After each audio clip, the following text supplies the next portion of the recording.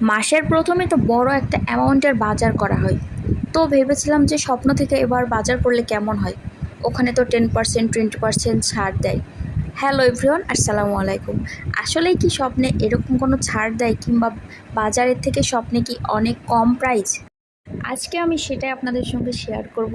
আসলেই কেমন প্রাইসের এখানে পাওয়া যায় প্রোডাক্টসগুলো। তো আজকে কিন্তু বৃষ্টি হচ্ছিল, তারপরে সন্ধ্যার দিকে আমরা বেরিয়ে পড়েছিলাম স্বপ্নে মার্কেট করার জন্য। শোরুমের ভিতরে ঢুকতেছি, আর ফার্স্ট দিকে এদের আইটেম ছিল হচ্ছে স্ন্যাক্স আইটেম।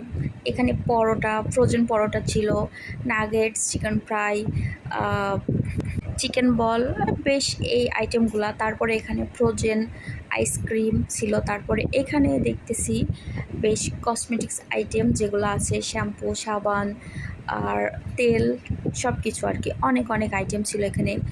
আর তারপরে এইখানে ছিল চা, চিনি, মিল্ক, এইগুলা।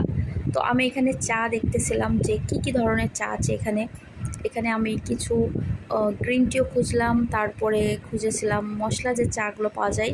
তো এখানে এটা ছিল, কিন্তু আমি এটা দেখলাম আসলে ভালো হবে কিনা সেটা বুঝতে পারলাম না, তো এই জন্য ওটা আর নেওয়া হলো না।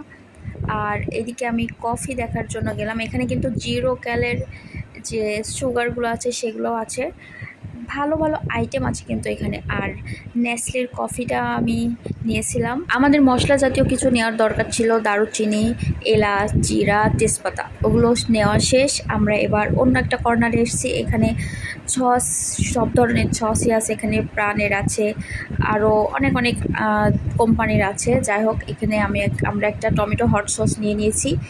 আর তারপরে আমরা নিব হচ্ছে তেল।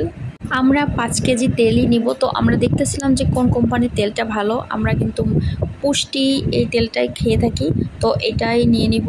আর তারপরে এখানে আমরা সল্ট নেব ভাতে খাওয়ার জন্য, রান্নার জন্য 2 ধরনের সল্টই নিব। আরও এখানে কিছু মানে অন্য আইটেমগুলোও দেখছিলাম।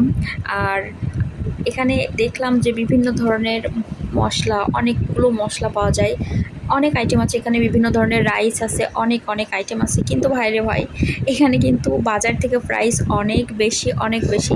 তো আজকের ভিডিওটা এই পর্যন্তই।